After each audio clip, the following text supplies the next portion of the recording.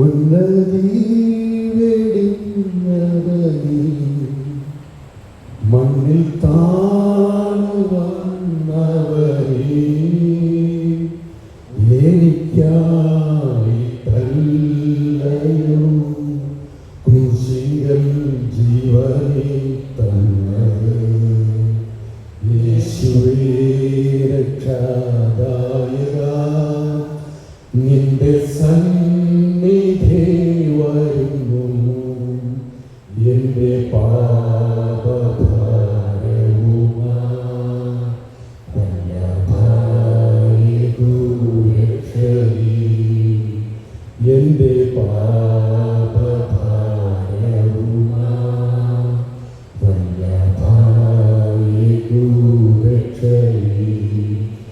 എൻ്റെ എൻ്റെ രോഗം നീ വഹിച്ചു എൻ്റെ ശാപം നീ തീർത്തും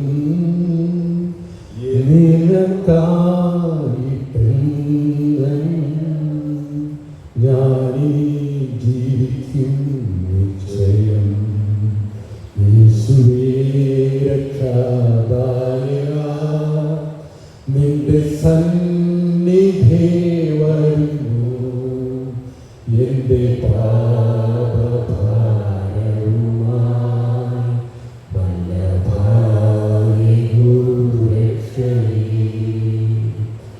നമുക്ക് പ്രാർത്ഥിക്കാം. ദൈവമേ സ്വർഗ്ഗസ്ഥപിതാവേ, അങ്ങ് ഉന്നതി വെടിഞ്ഞ് നമ്മെ വീണ്ടെടുക്കുവാനായി മണ്ണിൽ താണു വന്നവനാണല്ലോ. നമുക്ക് ഓരോരുത്തർക്കും വേണ്ടിയാണല്ലോ അങ്ങ് ജീവനെ തന്നത്. നമ്മുടെ രോഗവും ശാപവും എല്ലാം അങ്ങ് ക്രൂശിൽ വഹിച്ചു. അതേപ്പറ്റി ഒന്ന് ഓർമ്മിക്കുവാൻ ഞങ്ങളെ എന്നെ സഹായിക്കണേ. ഈ നോമ്പാരാധനയിൽ അങ്ങ് എത്തിയ മുറിപ്പാടുകളെ കുറിച്ച് സ്മരിക്കുവാൻ ഞങ്ങളെ സഹായിക്കണമേ. അടിയൻ്റെ വായോടുകൂടി ഇരിക്കണമേ. യേശു ക്രിസ്തുവിൻ്റെ നാമത്തിൽ തന്നെയാണ്. ഇന്ന് ലോകം വളരെ സങ്കീർണതകളിലൂടെ കടന്നുപോയിക്കൊണ്ടിരിക്കുന്നു. എങ്ങും പ്രശ്നങ്ങൾ, കൊലപാതകങ്ങൾ, മതത്തിൻ്റെ പേരിൽ സമ്പത്ത് കൊള്ളയടിക്കപ്പെടുന്ന അവസ്ഥ, തിന്മ നന്മയുടെ മേൽ ആധിപത്യം നടത്തുന്നു. രാജ്യത്തിൻ്റെ പല ഭാഗങ്ങളിലും ക്രിസ്ത്യാനികൾ പീഡനമേറ്റ് കൊല്ലപ്പെടുന്നു. മണിപ്പൂർ പോലുള്ള സംസ്ഥാനങ്ങളിൽ ഇന്നും കലാപങ്ങൾ അടങ്ങിയിട്ടില്ല. വന്യമൃഗ ആക്രമണങ്ങളാൽ ജനങ്ങൾ കൊല്ലപ്പെടുന്നു.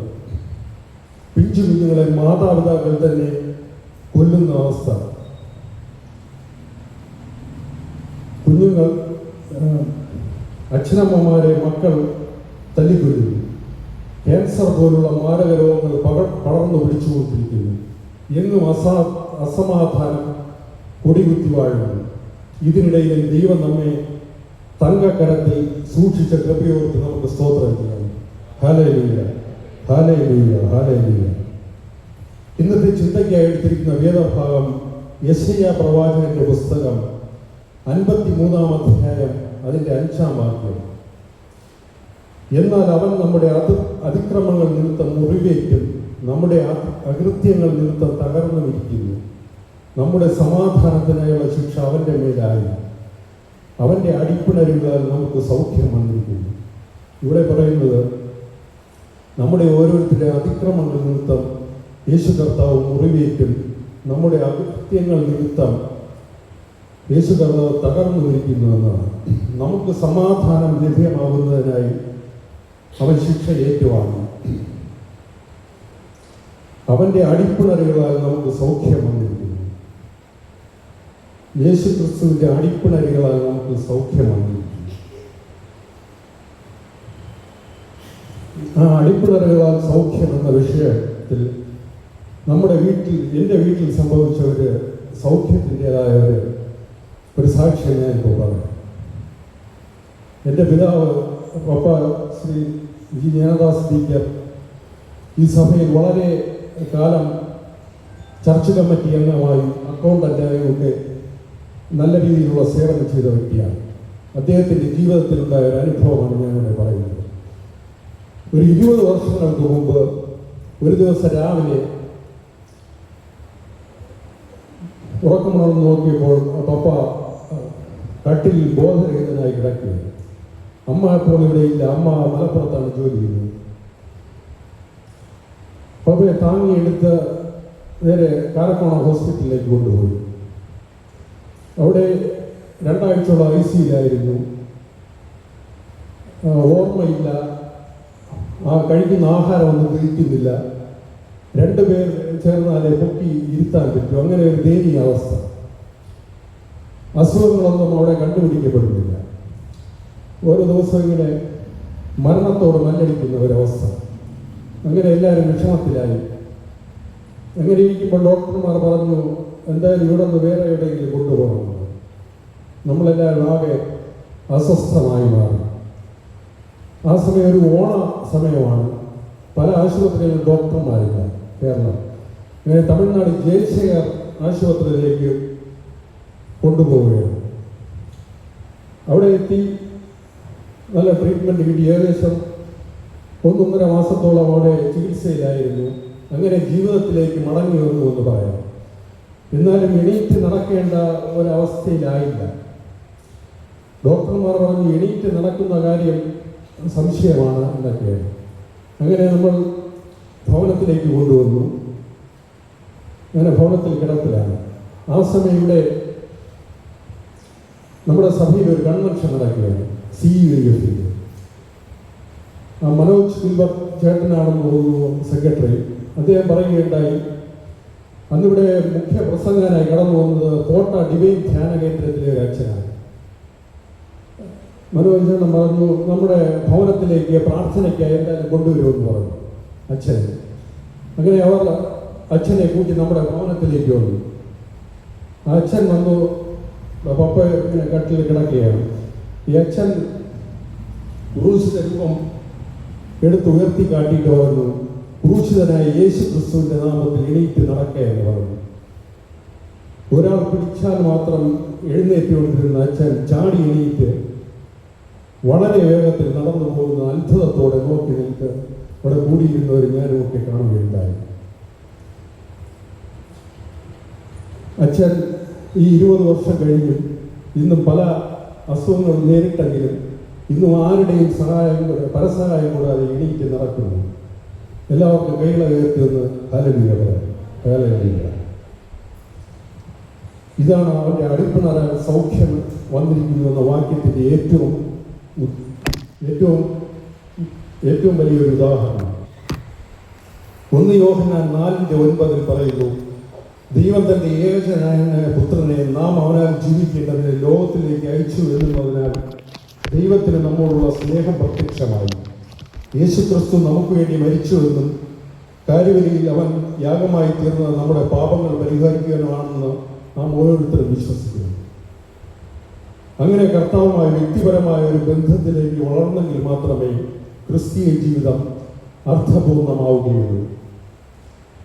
അപ്പോസ്തലനായ പൗലോസ് ഫിലിപ്പിയർക്ക് എഴുതിയ ലേഖനം 2-ാം വാക്യത്തിൽ പറഞ്ഞിരിക്കുന്ന പ്രകാരം അവൻ ദൈവരൂപത്തിലിരിക്കെ ദൈവത്തോടുള്ള സമത്വം മുറുകെ പിടിച്ചു കൊള്ളണം എന്ന് വിചാരിക്കാതെ ദാസരൂപമെടുത്ത് മനുഷ്യ സാദൃശ്യത്തിലായി തന്നെത്താൻ ഒഴിച്ച് വേഷത്തിൽ മനുഷ്യനായി വിളങ്ങി തന്നെത്താൻ താഴ്ത്തി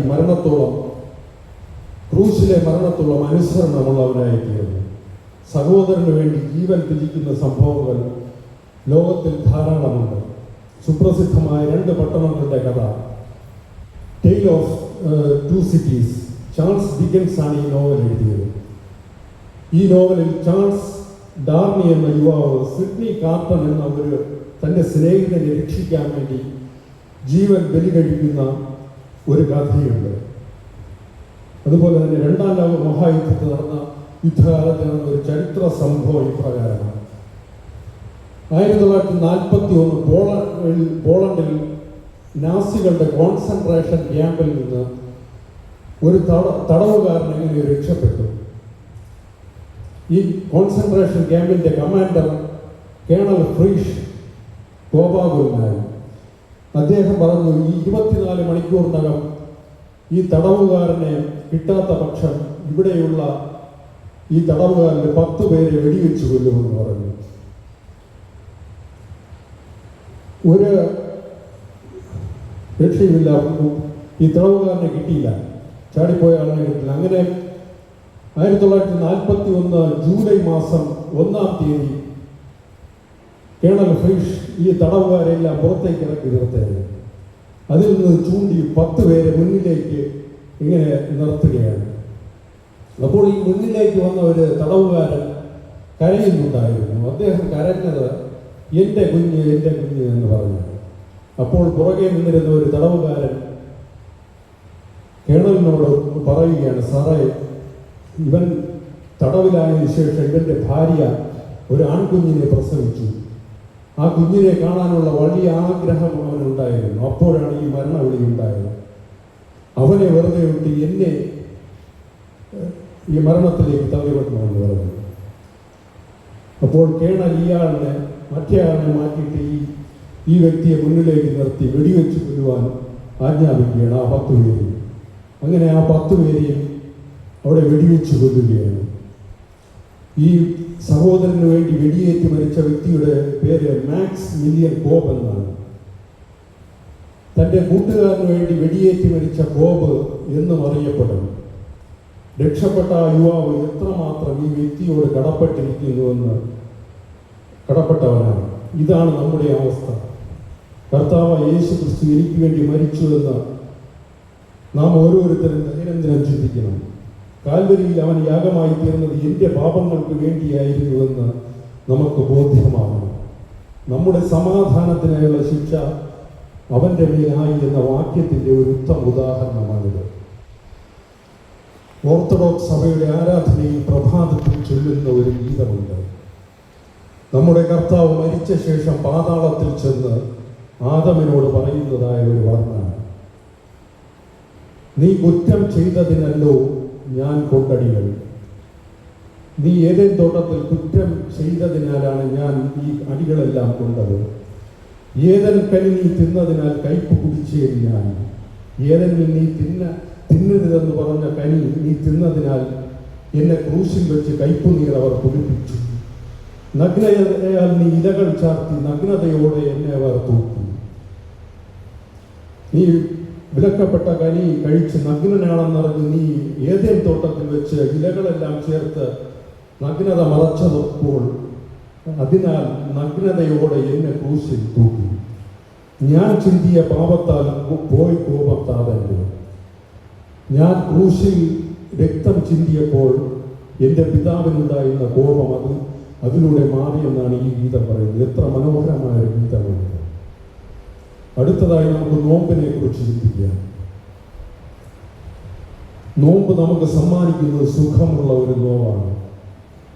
വീണ്ടും മനസ്സിൻ്റെ ജാലകങ്ങൾ ത്യാഗപ്രവൃത്തിയിലേക്കും ഉപവാസത്തിലേക്കും പ്രാർത്ഥനയിലേക്കും വീണ്ടും തുറക്കപ്പെടുകയാണ്. സങ്കീർത്തനകാലൻ പറയുന്നത് പോലെ മനുഷ്യൻ വെറും ശ്വാസമാണെന്നും ചാരമാണെന്നുമുള്ള ഒരു ഓർമ്മപ്പെടുത്തൽ കൂടിയാണ് നോമ്പ്. പക്ഷേ നമുക്ക് നോമ്പ് സമ്മാനിക്കുന്നത് ഒരു ചാരമാകാനല്ല, ചാരത്തിൽ നിന്നും ഉയർത്തെഴുന്നേൽക്കുവാൻ, നമ്മുടെ പാപാവസ്ഥയാകുന്ന സ്വാർത്ഥതയുടെ മുഖം പേറുന്ന ചാരത്തിൻ്റെ അവസ്ഥയിൽ നിന്ന് പൊട്ടിമുളയ്ക്കുവാനുള്ള അവസരമാണ് നോമ്പ് കാലം. ആത്മീയതയ്ക്ക് തീപിടിക്കുന്ന ഒരു കാലമെന്ന് വേണമെങ്കിൽ പറയാം. നോമ്പെന്ന വാക്കിനർത്ഥം വസന്തമാണ്.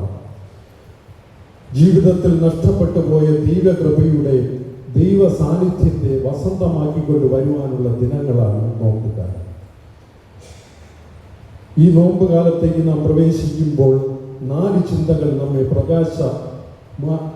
ആക്കുവാനായിട്ട് ഉപകരിക്കും. ഒന്നാമതായി, നോമ്പ് കാലം വിളക്ക് കൊളുത്തുവാനുള്ള കാലമാണ്. നോമ്പ് കാലം വിളക്ക് കൊളുത്തുവാനുള്ള കാലമാണ്. നമ്മുടെ ജീവിതത്തിൽ നഷ്ടപ്പെട്ടു പോയ ദൈവ അരൂപിയുടെ ആ പ്രകാശത്തെ മടക്കിക്കൊണ്ടുവരുവാനുള്ള കാലം. വസ്ത്രമല്ല ഹൃദയമാണ് കീറേണ്ടതെന്ന് ഓർമ്മപ്പെടുത്തിക്കൊണ്ട് ജീവിതത്തിൻ്റെ വ്യഗ്രതകൾക്കിടയിൽ, ജീവിതത്തിൻ്റെ തിരക്ക് പിടിച്ച യാത്രകൾക്കിടയിൽ ദൈവികമായ ഒരു തിളമയെ നമുക്ക് നഷ്ടപ്പെട്ടു പോയിട്ടുണ്ടെങ്കിൽ ആ വെളിച്ചത്തെ വീണ്ടും പ്രകാശിപ്പിക്കുവാൻ, അല്ലെങ്കിൽ വീണ്ടും ഒന്നുകൂടി മറ്റുള്ളവർക്ക് ജീവിതത്തിലേക്ക് പ്രവാസിക്കുന്ന രീതിയിലേക്ക് അതിനെ തെളിയിക്കുവാനുള്ള അവസരമാണെന്ന് വചനം പറയുന്നു. പറയുടെ കീഴിൽ ആരും വിളക്ക് കൊളുത്തി വയ്ക്കാറില്ല എന്ന് വചനം പറയുന്നു. അത് മലമുകളിൽ പ്രകാശിക്കണം. കവി പാടുന്നത് പോലെ വെളിച്ചം ഉള്ളിടത്തെന്നല്ല, വെളിച്ചമായിക്കൊണ്ടില്ല മറ്റുള്ളവരിലേക്ക് ഇറങ്ങിച്ചെല്ലുവാൻ നമുക്ക് കഴിയണം.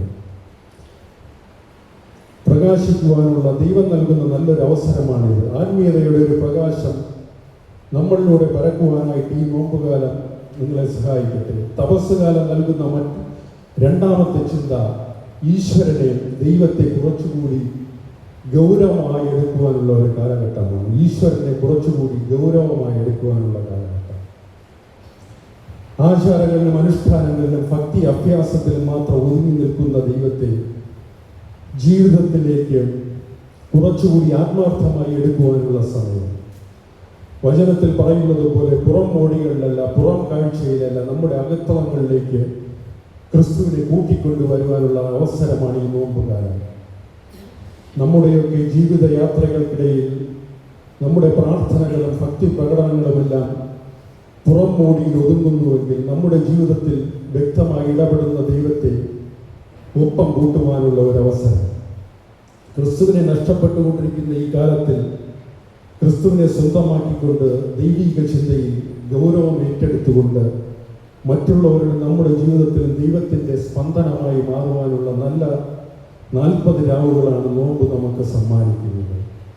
തപസ്സുകാലം തരുന്ന മൂന്നാമത്തെ ചിന്ത, തപസ്സുകാലം പലതും തുടങ്ങുവാനും ആരംഭിക്കുവാനുമുള്ള കാലമാണ്. തപസ്സെന്ന് കേൾക്കുമ്പോൾ പലരും ഉപേക്ഷിക്കണമെന്നാണ് നമ്മുടെ ചിന്ത. തീർച്ചയായും നമ്മുടെ ജീവിതത്തിൽ പലതും ഉപേക്ഷിക്കേണ്ടതായിട്ടുണ്ട്. അതിനേക്കാൾ ഉപരി ജീവിതത്തിൽ നഷ്ടപ്പെട്ടു പോയ നല്ല മൂല്യങ്ങളെ, നല്ല സ്നേഹബന്ധങ്ങളെ, നല്ല ശീലങ്ങളെ, ഇതൊക്കെ ഒന്നുകൂടി തുടങ്ങുവാനുള്ള ഒരു കാലമായിട്ട് നോമ്പിനെ നമ്മൾ കാണുന്നു. പള്ളിയിൽ പതിവായി പോകാറ് ഇല്ലെങ്കിൽ പള്ളിയിൽ പോകുവാനുള്ള ഒരു ശീലം നമ്മൾ ഉണ്ടാക്കിയെടുക്കണം. കുടുംബ പ്രാർത്ഥനകൾ നിന്നുപോയെങ്കിൽ അത് വീണ്ടെടുക്കുവാനുള്ള ഒരു അവസരമാണ് ഈ നോമ്പുകാലം. കുടുംബത്തോട് അല്പം സമയം ചെലവാക്കാനായി മറ്റ് ദൃശ്യമാധ്യമങ്ങൾക്കരികിൽ നിന്ന് അല്പം മാറി നിൽക്കുവാനായി നമുക്ക് ശ്രമിക്കാം.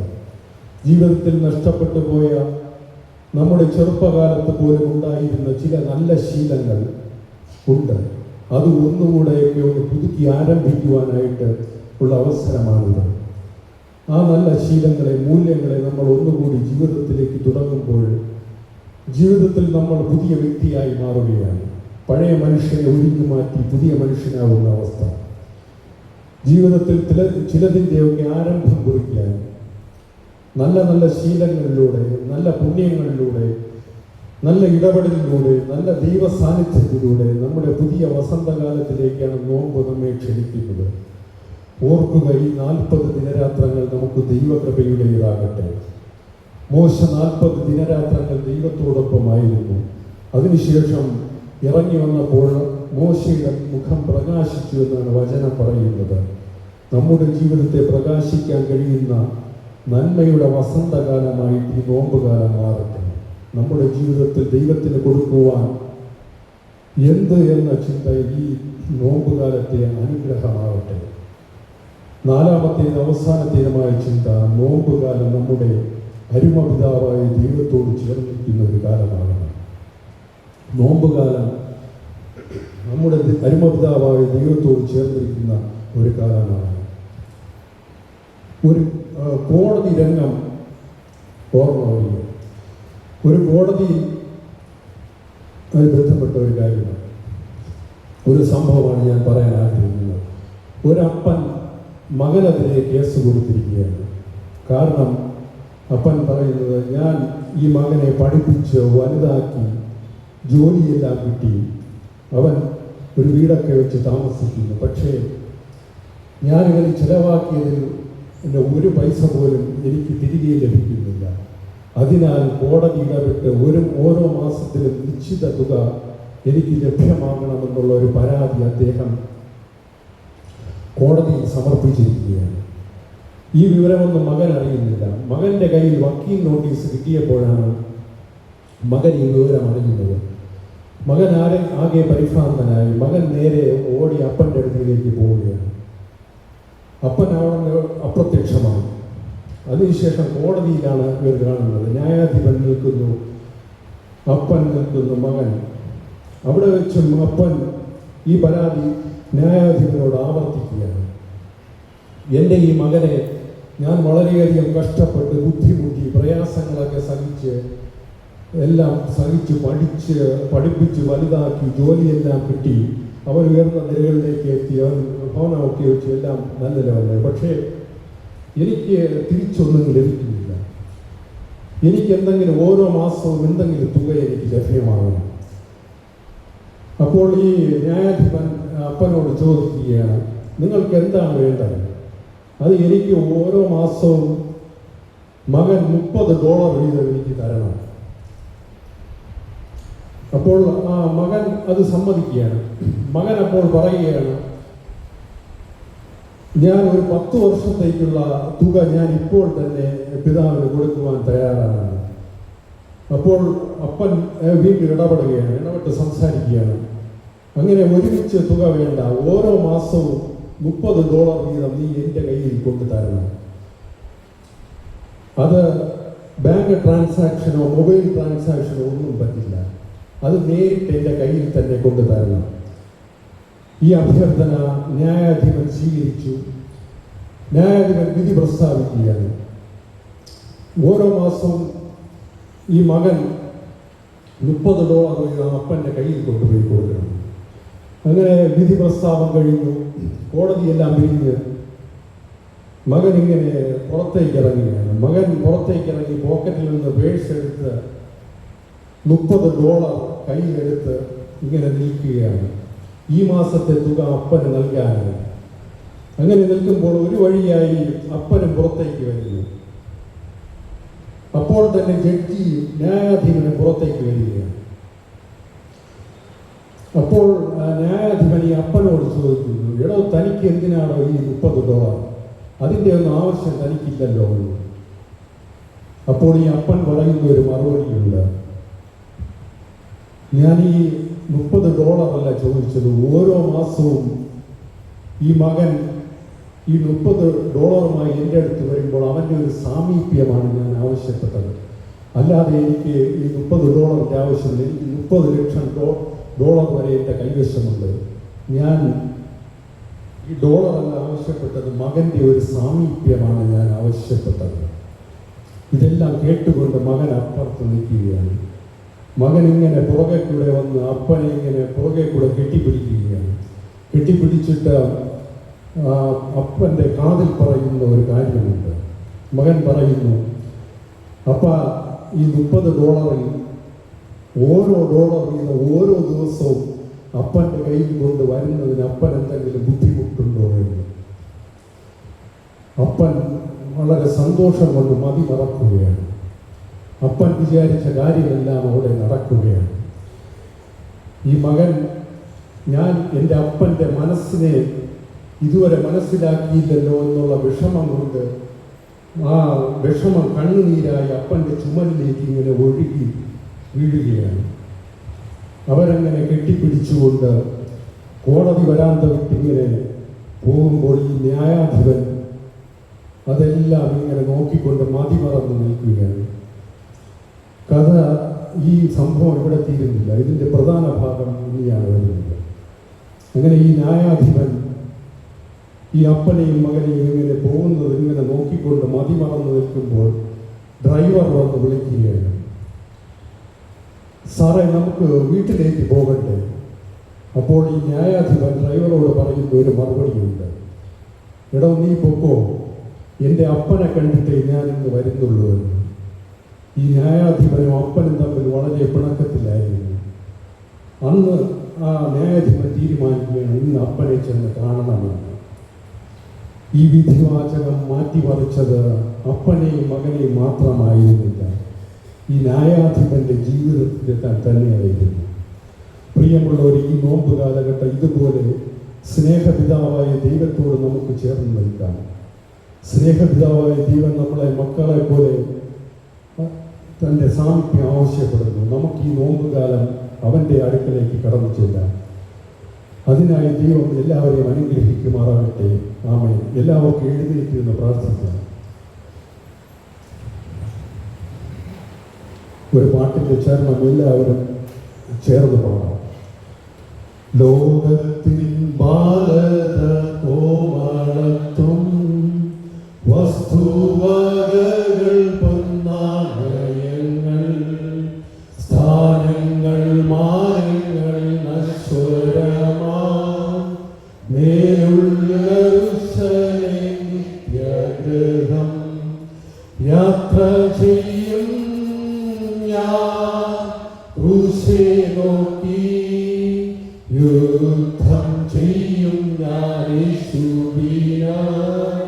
ജീവൻ വച്ചിടും രക്ഷകനാ അന്ത്യശ്വാസം വരയ്ക്കും ജീവനെന്നേശുവിലർപ്പിച്ചിട്ട് അക്കരെ നാട്ടിൽ ഞാൻ എത്തിയിടുമ്പോൾ ശുദ്ധ പളുങ്കിൻ കടൽ തീരത്തിൽ യേശുവിൻ പൊന്മുഖം മുത്തിയിടും ഞാൻ യാത്ര ചെയ്യും ഞാൻ ക്രൂശെ നോക്കി യുദ്ധം ചെയ്യും ഞാൻ യേശുവിന ജീവൻ വച്ചിടും രക്ഷകനായി അന്ത്യശ്വാസം വരയ്ക്കും.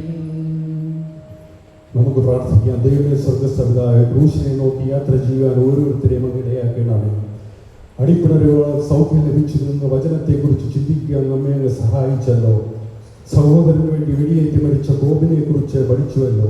ഒരപ്പൻ്റെ മകൻ്റെയും കഥയിലൂടെ സ്നേഹപിതാവായ ദൈവത്തോട് ചേർന്നിരിക്കണമെന്ന സന്ദേശം നമുക്ക് ലഭിച്ചല്ലോ.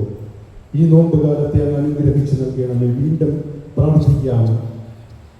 ദൈവമേ കർത്താവേ, ഞാൻ എണീറ്റ് നടക്കില്ല എന്ന് പറയുമ്പോൾ, എൻ്റെ രോഗം മാറില്ല എന്ന് പറയുമ്പോൾ, എൻ്റെ തകർന്ന കുടുംബ ബന്ധം ശരിയാകില്ല എന്ന് പറയുമ്പോൾ, എനിക്ക് ആത്മഹത്യ അല്ലാതെ ഒരു വഴിയുമില്ല എന്ന് പറയുമ്പോൾ, എൻ്റെ കടഭാരം മാറില്ല എന്ന് പറയുമ്പോൾ, എൻ്റെ മകൾ നേരായി ജീവിക്കില്ല എന്ന് പറയുമ്പോൾ, എനിക്ക് ജീവിക്കാൻ മാർഗമൊന്നില്ല എന്ന് പറയുമ്പോൾ, എൻ്റെ മകളുടെ വിവാഹം നടക്കില്ല എന്ന് പറയുമ്പോൾ, എൻ്റെ ജീവിതം മുന്നോട്ട് പോകാൻ കഴിയില്ല എന്ന് പറയുമ്പോൾ, എനിക്ക് കുഞ്ഞുങ്ങൾ ലഭിക്കില്ല എന്ന് പറയുമ്പോൾ, ഞാൻ അനാഥനാണെന്ന് പറയുമ്പോൾ, എൻ്റെ കാലുകൾ ശരിയാകില്ല എന്ന് പറയുമ്പോൾ, എനിക്ക് പരീക്ഷ പാസ്സാകാൻ കഴിയില്ല എന്ന് പറയുമ്പോൾ, എൻ്റെ മാനസിക നില തകരാറിലാണല്ലോ എന്ന് പറയുമ്പോൾ, എനിക്ക് ആ ജോലി ലഭിക്കില്ല എന്ന് പറയുമ്പോൾ, എൻ്റെ ജീവിതം തകർന്നല്ലോ എന്ന് പറയുമ്പോൾ, എൻ്റെ ക്യാൻസർ രോഗം മാറില്ല എന്ന് പറയുമ്പോൾ, എൻ്റെ മക്കൾ എന്നെ കരുതുന്നില്ല എന്ന് പറയുമ്പോൾ, എൻ്റെ കുഞ്ഞു മക്കൾക്ക്